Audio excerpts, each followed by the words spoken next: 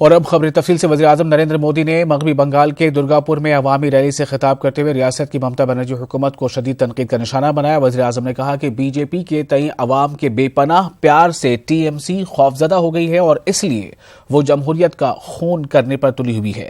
उन्होंने कहा कि लोगों के बदले मिजाज की वजह से दीदी की नींद हराम हो गई है। मोदी ने अजीब इत्तेहाद पर तंज कसते हुए कहा है कि स्याह कारनामे करने वालों को चौकीदार पसंद नहीं है। मेरा आपसे भी आग्रह है, आपका उत्साह उमंग मेरी सर आंखों पर, आपका प्यार मेरी ताकत है, लेकिन प्यार के साथ धैर्य भी होना चाहिए। ये मैदान इतना बड़ा है, उसके बावजूद भी मैं देख रहा हूं काफी छोटा पड़ गया है। चारों तरफ मैं लोग ही लोग देख रहा हूं। भाइयों बहनों, धैर्य इसलिए जरूरी भी है क्योंकि जिस तरह का बर्ताव यहां की सरकार, यहां की टीएमसी पार्टी बीजेपी के कार्यकर्ताओं के साथ कर रही है, उसमें आपको तकलीफ होना बहुत स्वाभाविक है। दिया जब बुझने लगता है तो जरा आखिर में थोड़ा ज्यादा जोर लगा देता है। मैं कभी दिल्ली में बैठ करके सोच रहा था कि दीदी खुद सांम्यवादियों के शासन में इतनी परेशान रही, खुद ने परेशानियां झेली हैं, लोकतंत्र का गला घोंटने का तौर तरीके क्या होते हैं उससे वो खुद गुजरी है। तो मैं सोच रहा था कि वो उस रास्ते पर कभी नहीं जाएगी, और मुझे आश्चर्य होता था कि वो ऐसा क्यों हो रहा है बंगाल में। लेकिन अब मुझे पता चल रहा है ये आपका प्यार है जिन्होंने उनकी नींद हराम करके रखी हुई है। ये आपका उत्साह है, आपका उमंग है, और उसीलिए उनको लगता है कि वो भी वो साम्यवादियों के तौर तरीके अनुसार लोकतंत्र का गला घोंट करके, निर्दोष नागरिकों को परेशान करके, कार्यक्रम में आने वालों के लोगों की गाड़ियां जला करके उनको लगता होगा कि वो अपना राजनीतिक उल्लास सीधी कर लेंगे। तो वो समझ लें, न साम्यवादियों ने हिंसा को, बंगाल को दबाया में सफलता मिली है, न टीएमसी की हिंसा बंगाल के मिजाज को बदलने में, दबाने में कभी सफल होने वाली है। मरकजी हुकूमत ने छोटे किसानों को 6,000 रुपए सालाना की मदद देने का ऐलान किया है, लेकिन किसानों का गुस्सा थमने का नाम नहीं ले रहा है।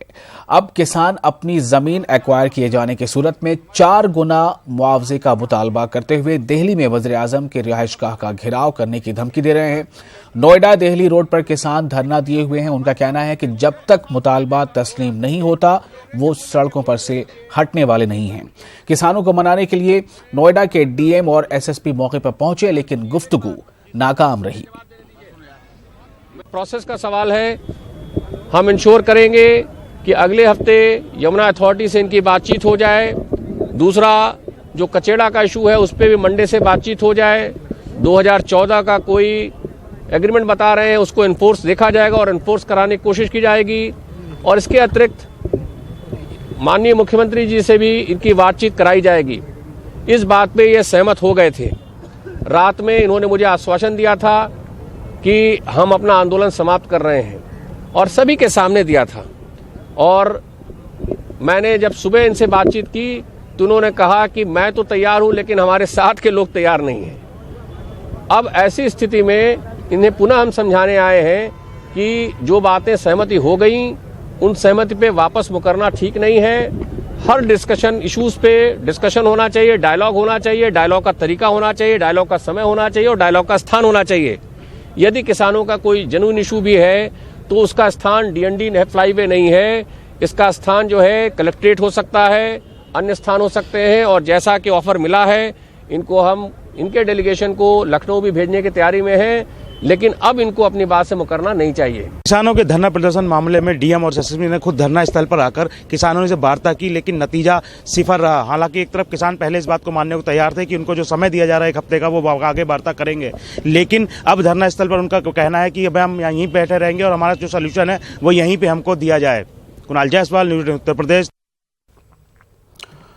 वज़ीर-ए-आज़म नरेंद्र मोदी के जम्मू कश्मीर दौरे से पहले श्रीनगर में सिक्योरिटी सख्त कर दी गई है। हसास मकामात पर बड़ी तादाद में सिक्योरिटी फोर्सेस को तैनात किया गया है। वज़ीर-ए-आज़म कल जम्मू कश्मीर पहुंचेंगे और वो जम्मू कश्मीर और लद्दाख का दौरा करेंगे। श्रीनगर के SKICC में असल तकरीब होगी, जहां वो कई तरक्याती प्रोजेक्टों का इफ्तिताह करेंगे। रूटीन हमारा एहतियात बंदोबस्त होता है, लॉ एंड ऑर्डर का वो है। इसके अलावा कुछ एडिशनल कंपनीज को उन इलाकों में लगाया गया है जहां से उनका काफिला गुजरेगा और जहां उनके कार्यक्रम वगैरह होंगे।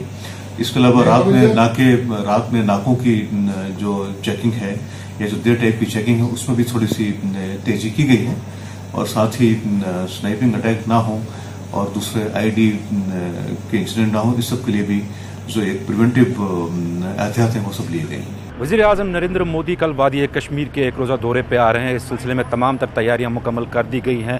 यहाँ श्रीनगर शहर के हवाले से अगर हम बात करें तो यहाँ SKICC में उनकी एक तकरीब होने वाली है, जहाँ वो जो नवमुंतखब सरपंच और पंच है उनसे मुलाकात होंगे और कई जो तरक्याती प्रोजेक्ट्स हैं उनका इफ्तिताह वहीं से करेंगे। सुरक्षा के हवाले से अगर बात करें, सुरक्षा के कड़े इंतजाम किए गए हैं। यहाँ शहर श्रीनगर में जगह जगह इसी तरह से नाके लगाए गए हैं और सिक्योरिटी फोर्स उसको काफ़ी तादाद में तैनात कर दिया गया है। ये वाला रोड जो है ये SKICC की तरफ जाता है, जहाँ की मेन फंक्शन होने वाली है वज़ीर-ए-आज़म की, इसको पूरी तरह से सील कर दिया गया है और जितनी भी गाड़ियाँ यहाँ से पास हो रही हैं उनकी चेकिंग की जा रही है। ऐसी ही सूरत हाल श्रीनगर के बाकी इलाकों में भी है, जहाँ सुरक्षा के कड़े से कड़े बंदोबस्त किए गए हैं। ऐसे में सिक्योरिटी फोर्सेस के सामने सबसे बड़ा चैलेंज ये है कि किस तरह से कल का और आज का दिन पुरअमन तरीके से निकाला जाए। गुलशन नवाज के साथ परवेज भट्ट, न्यूज़ 18 उर्दू, श्रीनगर। और उधर PDP सदर और जम्मू कश्मीर के साबिक वज़ीर आला महबूबा मुफ्ती ने एक बार फिर पाकिस्तान के साथ बातचीत की वकालत की है। महबूबा मुफ्ती ने कहा है कि दोनों ममालिक को मुज़ाकरात की मेज पर आते हुए मसले के हल की कोशिश करना चाहिए। लाहौर तब उस वक्त नहीं हो रहा था क्या? तब उस वक्त हालात खराब नहीं थे? जब हुर्रियत के साथ बातचीत हुई वाजपेयी जी के टाइम में, तब हालात खराब नहीं थे? जब पाकिस्तान चले गए वाजपेयी जी, तब हालात खराब नहीं थे? दो हमसाया कब तक एक दूसरे की पगड़ी उछालते रहेंगे, एक दूसरे के साथ ये खून खराबा करते रहेंगे? वो ठीक है, वो यहाँ इन्फिल्ट्रेशन करते हैं, उस पर बातचीत होनी चाहिए कि क्यों इन्फिल्ट्रेशन करते हो, जैसे वाजपेयी जी ने कहा था।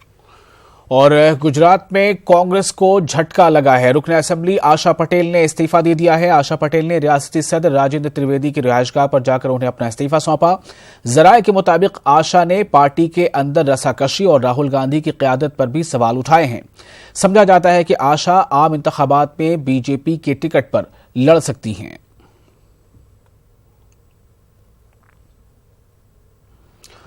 राम मंदिर मामले को लेकर जमात इस्लामी हिंद ने मोदी हुकूमत पर निशाना साधा है। जमात इस्लामी हिंद के secretary general engineer Mohammed Salim ने कहा है कि राम मंदिर का मुद्दा पूरी तरह चुनावी है, चूंकि हुकूमत को लगता है कि इसके जरिए वो इक़्तिदार पर काबिज हो पाएगी।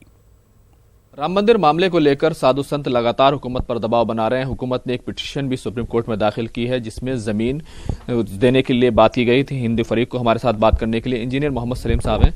सलीम साहब, वो लोग जमीन देने जा रहे हैं, अब आप लोग क्या करेंगे? पहली बात तो ये मसला सिर्फ मंदिर का नहीं है, ये बाबरी मस्जिद जो एक जगह पर मौजूद थी, जिसको 1992 में शहीद किया गया और अब वहाँ मंदिर बनाने की तैयारी हो रही है, तो अदालत में ये फैसला है और वो लैंड डिस्प्यूटेड लैंड है। और अब उनको ये लगता है कि उनके सामने शायद मंदिर के मसले के अलावा कोई और मसला उनको इस इलेक्शन में कामयाबी शायद नहीं दिला सकता, ये उनका ख्याल है। हालांकि ये ख्याल भी उनका गलत है कि ये मसला भी उनको कामयाबी नहीं दिला पाएगा। लेकिन इस मुल्क की आवाम ये ज़रूर चाहती है कि मुल्क में फसाद नहीं होना चाहिए, खून खराबा नहीं होना चाहिए, आपस के ताल्लुकात अच्छे होने चाहिए। और मुल्क की बड़ी आबादी ये भी मानती है कि अब चूंकि मामला अदालत में पहुंच गया है और बातचीत के सारे रास्ते एक तरह से बंद हो गए हैं, तो अब अदालत का फैसला मानना चाहिए और जो फैसला आए उसके बाद हुकूमत और जो दूसरी तंजीमें हैं उसके मुताबिक अमल करें। लेकिन जिस तरह से हुकूमत ने ज़मीन देने के लिए दरख्वास्त दी है सुप्रीम कोर्ट में, आपको क्या लगता है क्या ज़मीन दी जानी चाहिए? देखिए, वो खुद भी जानते हैं कि ऐसा मुमकिन नहीं है। जिन हालात में वो ज़मीन एक्वायर की गई थी, वो इसमें उस इलाके को, उस जगह को जो डिस्प्यूटेड है और उसके आसपास का जो 67 एकड़ का इलाका है, उसको इसलिए महफूज किया गया ताकि उसके आसपास कोई एक्टिविटी न हो और स्टेटस को वहाँ पर बाकी रहे। ये उसकी बुनियादी ज़रूरत है। तो अदालत में तो ये दरख्वास्त जो है वो किसी भी तरह से कबूल नहीं की जाएगी, हमें पूरा यकीन है। लेकिन एक स्ट्रेटजी बना रहे हैं और ये एक स्ट्रेटजी के तौर पर आवाम को ऐसा दिखाने की कोशिश कर रहे हैं, आवाम को एक तरह से गुमराह कर रही है हुकूमत कि ऐसा हो रहा है। क्यों बना रहे हैं? उससे क्या फायदा? इलेक्शन जीतने के लिए सिर्फ।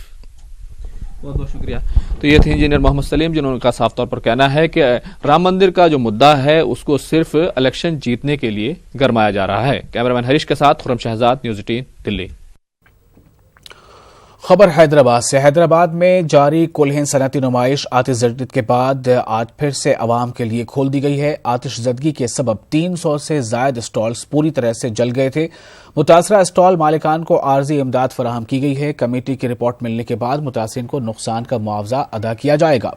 कुल-हिंद सनअती नुमाइश में हर साल मुल्क भर के ताजिर अपने स्टॉल्स लगाते हैं। इस साल भी नुमाइश में 2500 से जायद स्टॉल्स लगाए गए हैं।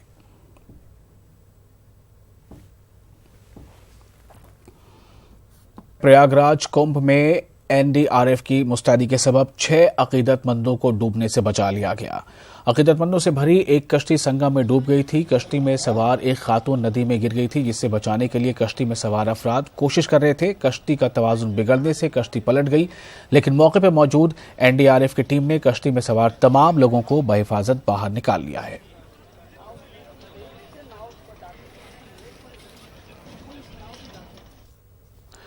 मनी लॉन्ड्रिंग मामले में रॉबर्ट वाड्रा को बड़ी राहत मिली है। वाड्रा को 1 लाख रुपए मुचलके पर पेशगी जमानत दे दी गई है। रॉबर्ट वाड्रा को 16 फरवरी को गिरफ्तार नहीं किया जाएगा। वाड्रा को 6 फरवरी को जांच के लिए ईडी के सामने पेश होना होगा। मध्य प्रदेश हुकूमत फिर 1000 करोड़ का कर्ज लेगी। 1.5 महीने में तीसरी बार कमलनाथ हुकूमत कर्ज लेने की तैयारी में है। आपको बता दें कि हुकूमत इस कर्ज से किसानों का कर्ज चुकाएगी। बताया जा रहा है कि 40 दिन कदीम कमलनाथ की हुकूमत पहले भी 2600 करोड़ कर्ज ले चुकी है। माली जरूरतें पूरी करने के लिए आगे भी हुकूमत को कर्ज की जरूरत पड़ सकती है।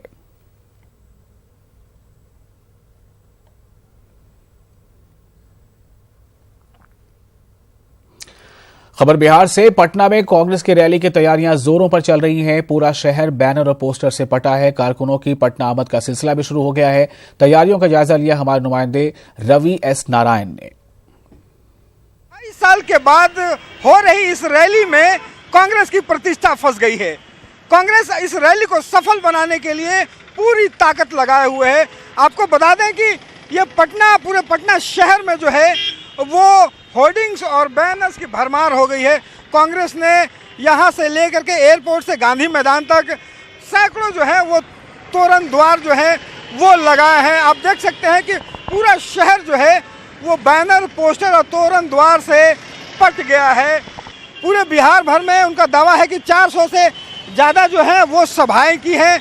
यहाँ पे लगभग 25,000 जो है वो गाड़ियाँ छोटी बड़ी से लेकर के वो पहुँचने वाली है और उन गाड़ियों के द्वारा जो है वो पूरे जो जनता है वो कांग्रेस में गांधी मैदान में जुटेंगे। देखिए, अभी हम खड़े हैं यहाँ के मिलर स्कूल में और यहाँ पे जो तैयारियाँ हैं उसको एक मुआयना आपको दिखा दें कि पूरे जो स्कूल का जो कैंपस है उसको यहाँ पे तैयार किया जा रहा है। पंडाल लगाया गया है और यहाँ पे कम से कम भारी संख्या में जो लोग हैं वो यहाँ पे जुटेंगे और सबके खाने और पीने और रहने की जो है वो व्यवस्थाएं की गई हैं। और यहाँ पे जो खानसामा है वो सजा हुआ है और लगातार आज सुबह से ही जो है यहाँ पे खाने बनने शुरू हो गए हैं और ये जो जलसा है वो जो अनंत सिंह हैं उनका ये लगा हुआ है। हम उनसे ही बात करते हैं और जानते हैं कि इस रैली को लेकर के 28 साल के बाद रैली हो रही है।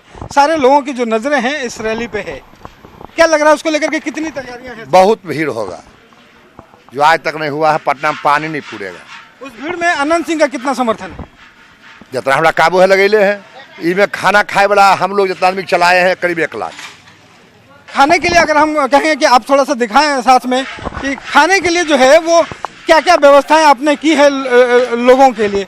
कहते रहे कुल किस्म के है, पुलाव पूरी कहबे किए, रसगुल्ला बताइए रहे हैं, सब्जी बताइए रहे हैं, तो आप कौन सी खाना में रहता है? परसों से बन रहा है, आज से नहीं बन रहा है। तो देखिए ये अनंत सिंह है और इनका दावा है कि यहाँ पे कम से कम 1 लाख लोग ये समर्थन के तौर पर ला रहे हैं और भीड़ जो है वो ऐतिहासिक होने वाली है। कैमरा पर्सन राजू के साथ रवि एस नारायण, न्यूज़ 18 पटना। और अब बात बजट की। 1000 शुक्र के मायूस कर दिया तूने, ये और बात कि तुझसे बड़ी उम्मीदें थी। ये दर्द है मुल्क की अक़लियतों का जो आम बजट के पेश होने के बाद सामने आ रहा है। एक मरतबा फिर हुकूमत ने अपने बजट में अक़लियतों को यकसर नजरअंदाज कर दिया है। एक रिपोर्ट।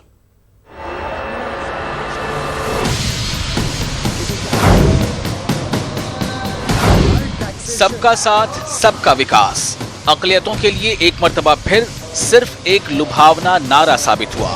यूं तो 5 सालों में मोदी हुकूमत ने अक़लियतों को मायूस ही किया था, लेकिन इंतखाबात से कबल अपने अबूरी बजट में भी हुकूमत ने अक़लियतों को नवाजने की ज़हमत नहीं की।